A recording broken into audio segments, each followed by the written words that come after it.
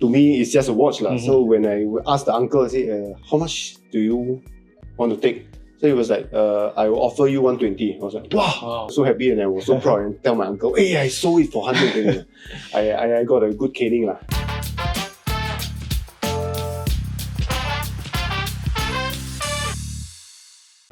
Hi, welcome everyone to the Big Time Podcast Show. Today we are very happy to have invited George, or Mr. Omega, from the Omega Watch Club. He's also the founder of actually the Omega Watch Club Singapore.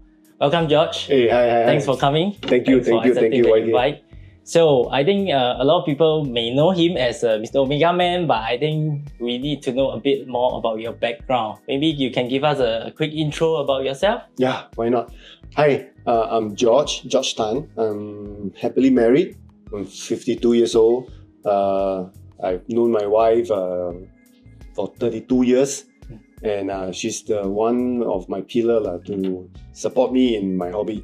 I used to be an ex-regular. I've been retired for almost 2 years. So if you guys got anything or job, please let me know. My hobby is, as YK already mentioned, watches. And I love collecting watches. I've been collecting watches for the last 30 over years. Yeah. 30 over years. I heard you have a very huge watch collection at home, right? Yeah. Some people call it hoarding, but to me, I have quite a number. And what is interesting is that although you are called Mr. Omega Man, but you still have interest in a lot of other brands, and I believe you do have a huge collection of other brands also. Right? Yes. So later on, maybe we will share a little bit more, because I have some questions over here, right, to talk about the interest and everything, and also for our guests and audience out there. Yes. I'm ready. Okay, so I think the first thing which comes to my mind, which I'm also very curious to know, is that how did the hobby started? Because out of so many hobbies, why watches, and how did it start? Okay. I think there's this two distinctive moment, which I always like to share. When I was in primary 5, primary 6, I did well in my studies. So my uncle then gave me a watch as a reward. So I didn't think much about it. So when I was wearing it one day, when I walked past a vintage shop, and this guy was like, hey, you got a very nice watch. Do you want to sell? Yeah, then I was like, huh? A watch can also sell? So by the way, it's a Raymond Weil 18K solid watch. You know, back then the line Time by Raymond Weil. So to me, it's just a watch. So when I asked the uncle, I said, how much do you want to take? So he was like, I will offer you 120. I was like, wow. You know, back then 120 is a lot. No? And especially in primary school, right? Yes. So it must be a lot of money. So I sold it to him, and he passed me the money. I went home and was so happy, and I was so proud, and tell my uncle, hey, I sold it for 100. I got a good caning from him. He was like, it cost me $1,000 over, and then you can sell it for $120. But then that first started and sparked my interest in the curiosity into watches. The second thing is more philosophical, because to me, such a small device can tell time, and to me, whatever happened in the past is called history, and time is something you cannot buy.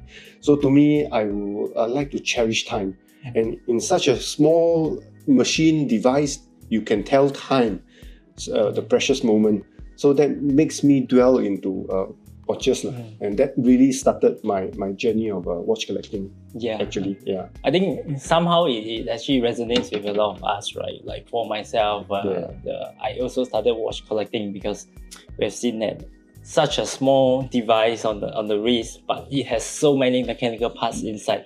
And it's so amazing that you can put everything together and it can run even without a battery, just by a mainspring or something. Yes, that's what fascinates me also. So that's really interesting. So have you ever considered other hobbies? Because with so many hobbies in the market, right? Why watches? Okay, I used to collect toys. I used to collect knives because of me as a regular. So all the different kind of knives. And then of course the third one is watches. And my wife then was like, you can only choose one. So in the end, I kept my watches, my toys, and the knives, and then go into watches. And also, like what you mentioned, there are so many brands and so many functions. It's one of the oldest trade. You know, I mean, since the humankind, and then to now, and it's still ongoing. So yeah, that's why I go into the watch collecting. Yeah, so you have to sacrifice 2 other hobbies just for this one. But I think you never regret, right? Same for most of us. I think most of us actually started out with many hobbies, right, since we're young, right? But what fascinates us and get us into watches eventually is the history behind it, the very, very long history since China, the Swiss and everything. And then until now, the technology with the new advancement, new complications. So actually that brings us to the next topic, right, which is complications.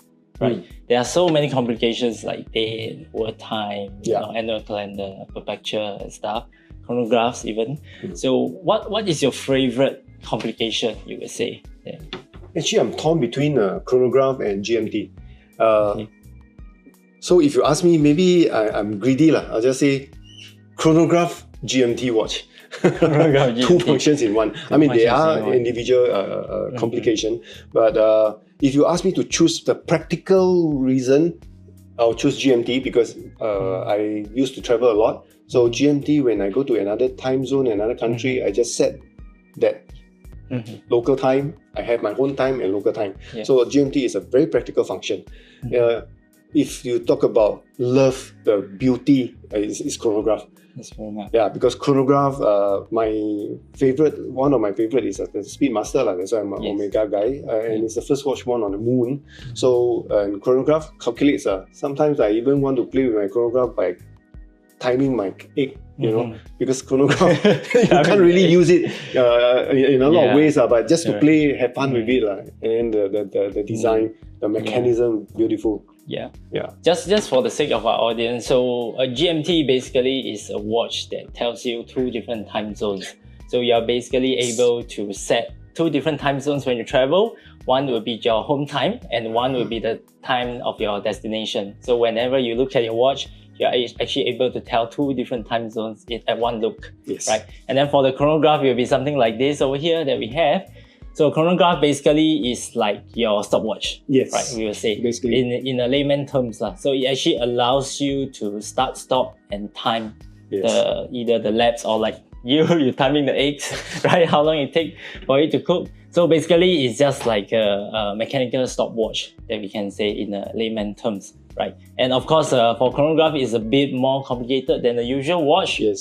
From what we see, because it actually carries a stopwatch function in a mechanical way, right? So instead of digital stopwatch, it's a mechanical stopwatch, hence it has really a lot more parts as compared to a standard 3-time simple watch that we have. I just add a little bit more on a bit of history of the chronograph. It was first invented by Louis Moynier, and it actually used to time racing, horse racing, and then it's evolved, and then slowly when car become more common, so it's actually used to time speed, distance and time. So from there evolved to now. The egg one is really a daily life thing, but the real function back then is to time distance, the speed, because of the tachometer that you can do the calculation.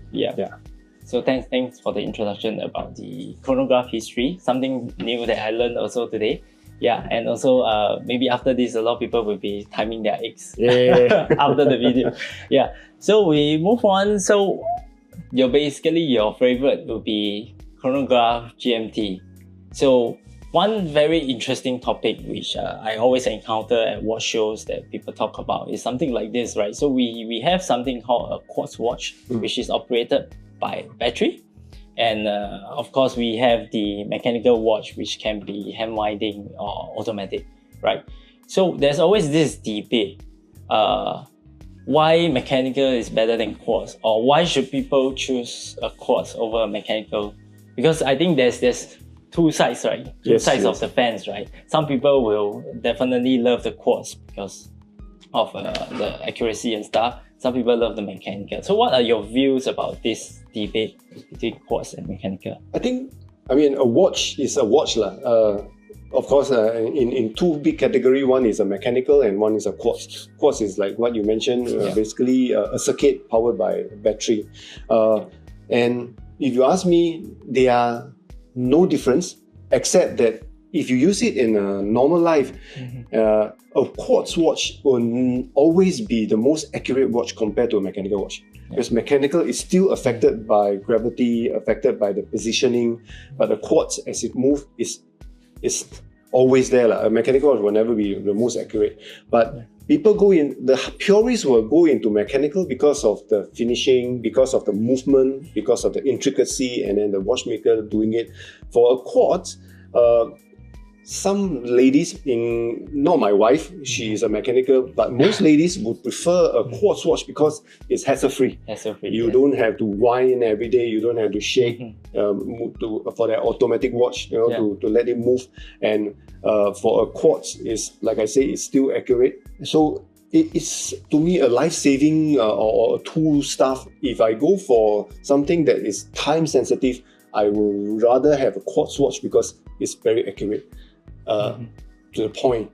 And then quartz, also the difference, I think, is also the cost. It's cheaper. So for the people who start or entry wanted something, they can actually start with a quartz to begin with. So the big difference, I think, quartz is circuit, and then to the purists, they don't like it because it doesn't have ticking sound as compared to mechanical, and mechanical because it's the intricacy of the movement. Yeah. So for me personally, I also switch between quartz and mechanical watch. So things like convenience, like what you mentioned, right? Sometimes in the morning, we're just in a rush, sending kids to school. We just want something that we can grab and go, right? Because most of the time, mechanical watch, as we know, it stops when the power reserve is gone. Right, so we may need to pick it up, reset the time and everything, and especially in the morning rush, sometimes we don't really have the luxury to be, right? But of course, with that said, sometimes in the night, I also enjoy winding my watches. So I'm a big fan of hand winding watches also, or we call it manual winding watches. So sometimes every night I will just take out my watches, wind it, to get the feeling of the gears running. And also at the same time, we can adjust the time that, okay, I'm going to use this watch tomorrow, let's set the time now, right? So a mechanical watch also have its beauty. Like it gives me that human touch to me, because especially winding the watch is like you're powering up an engine, right? So it gives you the power to run the watch for the next maybe 40 hours to 50 hours, depending on the power reserve. So do you have any preferred quartz or mechanical watch that within your collection maybe?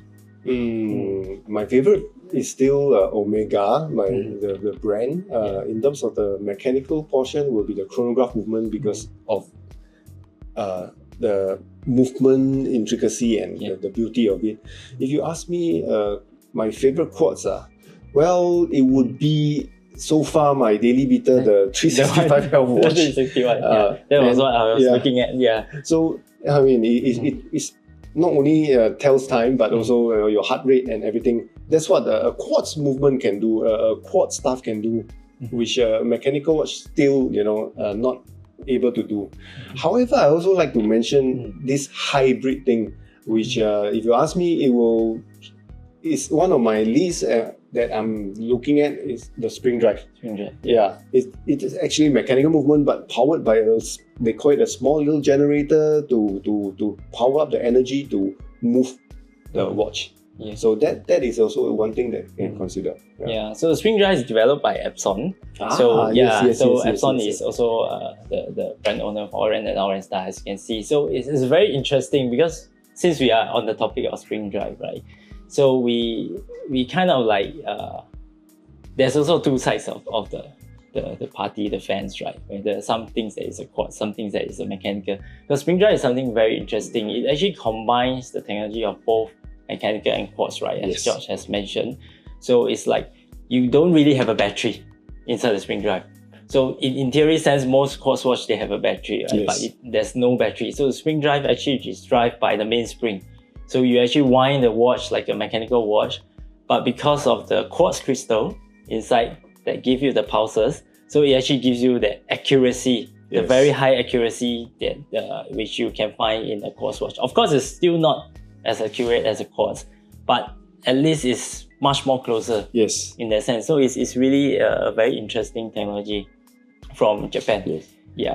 And personally, I think in the recent years, they also developed a few very nice spring drive models, including the chronographs and the other functions. So I think it's something that maybe we can be looking out for. Correct. Yeah, definitely. Yeah. So coming back to watch collecting. So personally, my first watch more than 10 years ago, somewhere maybe around 15 years ago, was actually a Rolex Submariner. So back then, I think we still had those forum days, right? There's no Facebook, there's no social media. So what I did is, because I know nothing about watches back then, so definitely the first brand that comes to your mind is Rolex. Yes. Right? Yes. Because, I have worked for maybe already 5-6 years. I wanted to save up for something. And then, back at the time, the Rolex Submariner was so popular. Yep. It's like everyone wants to have at least one Submariner, right? So I just went to the forum, I just did some research, and back then was SGROC, right, the Rolex Owners Club. Yes. And then I just happened to bump into this seller, and then I bought the watch, right? So I was so happy back then. And then from then on, I actually realized that there are a lot of other brands in the watch hobby, and that's where the poison starts, right? That's where we started researching and doing a lot of research. So back to you, what is the first watch that you have bought actually? Yeah. Actually, because I started very early, so 32 years ago, back then, Rolex is still not really that popular. People aspire, in fact, a Tag Heuer or an Omega. When they step into society, the world is like, the 1000 series, the sports model back then, 32 years ago, or an Omega's Seamaster, diver. And then because back then, because of the James Bond movie, it actually propelled the Seamaster up. So back to me, my first watch, because I just stepped into the society to work, I was a regular, as I mentioned. So as a second lieutenant, my monthly pay is like 1,000 plus. Not even over cross 2,000. And I used to hang out in now the defunct Sungai Road flea market. So when I saw this piece, it's an Omega Genie. It's a discontinued range of Omega. I fell in love with it. And then I bought it after a lot of bargaining, all this. I bought it at $160 back then. It's considered a lot already. That's my first luxury brand, Omega. Since then, of course, because of the Sungai Road experience, I've been conned and been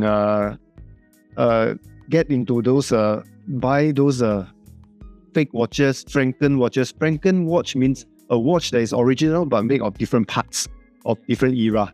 So because of that, I told myself I want to know Omega in depth, and I want to be expert in Omega so that I can also warn myself and educate people to know and to tell Omega. That's why my favorite. And I think back then, as we mentioned, right, there's no social media. Yes. And there's not so much of internet information. So it must be very difficult to really tell what's a true, original, real dial. Yes. From we so-called Franken. Franken means something that has been altered before. Altered, yes. Maybe it's real, but it could be repainted or relume or something, which has been touched up. We call it touch up before, right? Yeah. So it must be very difficult, right? So maybe a little bit more, right? So this is not in the question. So I just want to know, just curiosity. So how did you learn to maybe identify all these Franken kind of watches without the internet? Okay. Yes. Back then, I also do my own little. I have a teacher, a watchmaker, a very old uncle who teach me how to dismantle movement.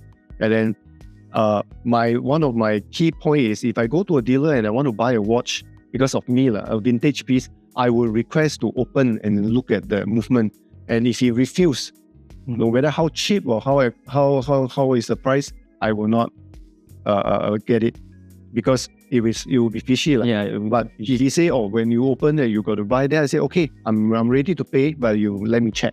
So the uncle teach me, and then through years, I learn, I study, and I read books, the models and the movement number, and then the different parts.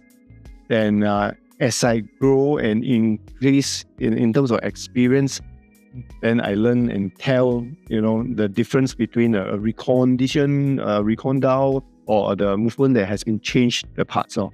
It really is a learning journey. Correct. It's a very long project, right? Especially without the internet at that point. Yes. For now, we all know that the internet is very accessible, right? Yeah. So now it's very easy to just Google, and we can actually find images of the original dials and compare. So I think it's definitely much more easier to go to the internet and check now. But I must caution that also, because internet can be a double-edged sword. Because so many sources. So who are telling the truth? Who are correct? That's true. Wrong? So you must do your own homework and make sure you do more studies into more sites than just to go to one source. So make sure you know a lot of this. My take, I used to collect catalogs. Why? To me, catalogs and brochures are from the brand. They print out and then they distribute to the customers, to the retailers. Those are, to me, one of the most, if not the most accurate. Sometimes even magazine can be wrong. Even magazine can be wrong. That's something interesting. Yeah. So that's very true. So like what George has mentioned, right? Because now the internet is full of information. It's also pretty hard for us to identify what's actually real on the internet and what's not real, right? So maybe next time I should look for you. We consider identify each other. Yes. I think the experience is something that we cannot replace, right? The experience and the journey of watch collecting, and that is also why we are here, right? The fun of it, the journey through we learn, and I'm sure we make a lot of mistakes along the way. I also have bought a lot of Franken dials along the way, so that's where we learn, right? Yes. So back to the point, right? It says your first was Omega, mine was a Rolex, so it's Swiss.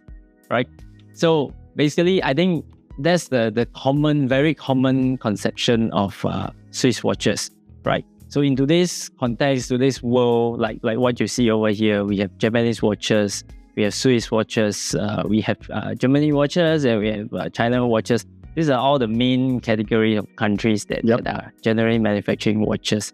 So what's your take on different kinds of watches? Like, for example, Swiss is the most common and most popular that even a non-watch collector knows. Watches is Switzerland. So what's your take on these different countries of watches? I think in general, when you talk about Swiss watch, it's like Belgium chocolate.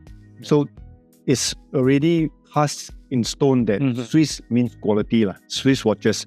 It's like sushi to Japan. So Swiss, first thing is watch. So in terms of that, it is more or less like guaranteed quality. And then if you talk about Germany, I think just like their soccer, is precision. German precision. So the finishing, they are quite anal about perfection. That's the German part.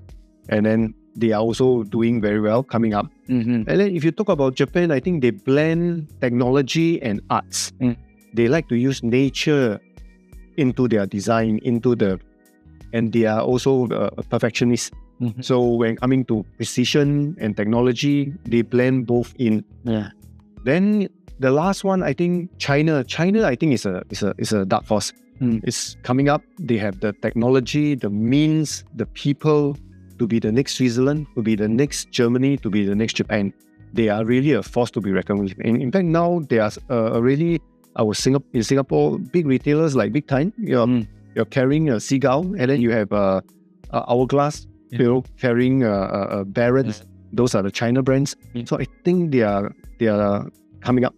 And they can be the next. They can be the next Swiss. I think with the amount of resources that they have, and the amount of materials that they have in the country, I think there's something that we can look out for also. It's just like our cars now, right? It is like the China cars are really, really advanced, and we can see that in the market there's so many brands now totally available.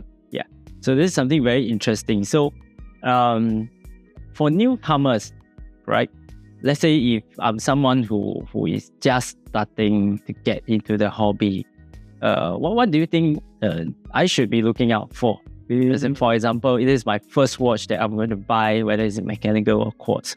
What are the things that I should look out for? Good question. So I trace back to 30 over years ago. Back then, watch collecting is really pure joy, happiness. It has evolved, Mm-hmm.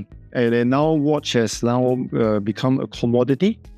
So for young people who come in, ask yourself this question: do I buy the watch because I like it, or I buy because this can make money, and because of peer pressure? Yeah. Because people say this is good. Hey, Rolex, this is good. I was asked 15 years ago, why this guy? I went in a forum and a newspaper interview. Yeah. Hey, why George has so many Omega? If he have collected Rolex, he will be rich by now. I mean, that's not the point. So to the collector nowadays, if you want to collect, research and buy something you think you will wear and enjoy the joy of wearing the watch. Yeah. If it increased in value, it's a bonus. Yeah. If it's not, enjoy the joy of wearing it. And then another take is choose and buy within your means. Don't overspend, because watch, no matter what, is still a luxury stuff. So this is my advice to them. Learn, study the brand, and buy what you really like and you will enjoy wearing it. Then just buy and keep in the safe, waiting for it to increase the price. Yeah. And of course, I think the affordability is also one of the key factors, right? Don't overstretch yourself, right? Because we often hear the word grill watch, right? That's a very common term in the watch collecting hobby.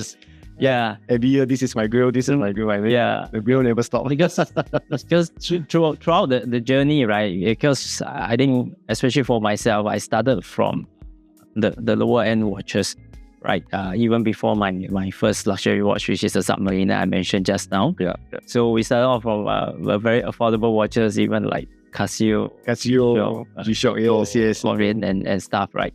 So along the journey, then we progress and upgrade. That's where we really enjoy the whole process, right? It's not something that we straight jump to. My first watch, I will save a lot of money and jump straight to the grill watch. Because I think, to me personally, I feel that the grill watch is just a term, right? And it's also something that we have been chasing for. And once we got our so-called grill watch, the next grill watch will appear, right? I think that's very common every year. So that's something that I think as a new watch collector, we should be careful about. Yes. Not just chasing the product and the watch. You should really, like what you mentioned, really enjoy the whole journey and the whole process of collecting. Yeah. Well, just be cautious. Like we both discussed, really research and buy what you like. Like it or not, I mean, brands do well by telling very good stories of the watch.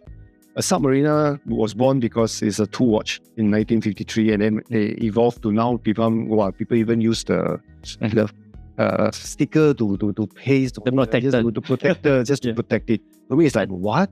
Back then it's a two watch, but now you become like that. So my take is like what YK mentioned. Start from the basic, get something that you wear, and then slowly know what is your preference. There are so many functions, like you mentioned, you asked me what is my favorite. There are so many designs, and then along the way you will find your niche. You'll find what you like most, the type, the design, the size also for you, and type of material for you. Yeah, and everyone is different, right? So even like we are very close friends, we may have different preferences. Yes. You may have your preferred choice of complication and stuff. I may have my own. And our point of beauty, what is beautiful is also very different. There's something that is, I think, very common among watch collectors, right? And it also grows according to the age and the time we spend collecting, which is something I find it very interesting, because I used to hate gold watches, for example. Right? When we were young, we were saying like, oh no, it's so upbeat. Yes, we shouldn't get a gold watch. But as we move along, we collect. Actually, not too bad. Not too bad. Actually, I prefer gold watches now if I can afford. Right? So things like that actually changes over time. So our preferences, our collecting habits, like size of watch. I used to love to wear 43mm and above watches, even though I have a very small wrist, right? But right now, I'm leaning more towards smaller size watches, even like 34mm, 36mm. Actually, I prefer this smaller size watches now. So I think preferences also changes according to time. Yeah. So I think this is something that everyone should learn and just grow and enjoy the hobby. And you will never know what you will like maybe 5-10 years down the road. Maybe something that you find it really ugly right now, 10 years you'll find that it's very beautiful. Like for example, the Royal Oak, right? Yep. When it first launched, everyone said it's so ugly, right? Yep. Nobody wanted to buy it, and look at today. The Royal Oak is one of the most iconic watch in the watch industry, and everyone loves it, right? I mean, there are always that few DNAs where everybody will go for, like, so example, you mentioned Rolex Submariner. It sets the diverse watch standard, the Blancpain 50 Phantom. So that's one category. And then you have the Speedmaster, the Monaco, and then the Daytona. It sets the chronograph, category. And then you have the dress watch where you have 3 hands, and sector dial, normal, classic Calatrava. Those set the standard. Those are the DNAs there. But as a collector, or if you want to start, like what YK said, ask yourself, which are the ones that resonates to you. Also, I guess it also has something to do with your daily life. If I'm an office worker with a long sleeve guy, I would maybe go for a dress watch, slim, that I can tuck it under my cuff, my long sleeve shirts. If I'm more outdoor, probably I'll go for a more ruggedized. So research on the material is like titanium or hardened steel or carbon. So it's more resistant, scratch resistant in a way. So also, your daily life and what you're doing may also affect your choice. In terms of watch. Yeah.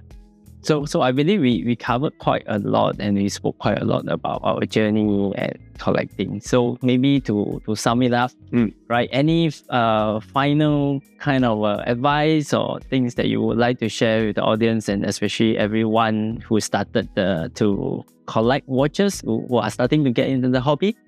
Okay, I'm always asked this question. Hey bro, can I buy this? Will this make money? Is this valuable? To me, it's like, if you want to buy a watch to flip to make money, then I'd rather you buy property, buy shares. Because, like I always say, it's a bonus when you can get the watch that you buy increase in price is a bonus. If not, my advice is buy what you love, research on the brand, and enjoy the journey. Then in terms of the journey of buying, purchasing, if you find something that is too cheap or too good to be true, it usually is. So be very careful about this part. And then I always say, do your homework. And then there's this thing called buy the seller. So seller reputation is important. We are looking for a pre-owned. Because brand new watch to the retailers is no issue. So all this must take into consideration. And you'll find the joy of when you do the research, you'll find the joy of that watch that you're collecting even better, because you know the history of the watch. You can go and show off and tell people about this watch that you're purchasing, not just, hey, I got XYZ, but then okay, why you like this? Oh, because it's an XYZ. But then that's it. No conversation starting already. That's very good advice actually, and I think it's been one of the most common mistake that people make, right? Thinking that watches can be used to make money. So in fact, there are a lot of other ways which is easier to make money rather than just watches. Yes. Yeah, that's very good advice. So thank you, George. Thanks for accepting the invite and coming over. I think a lot of information has been shared, and I think we all appreciate George for his time and sharing with us today. So we'll have our next guest next time around, and maybe we'll have more to share on the Big Time podcast. So we'll see you again. Thank you. Bye. See you.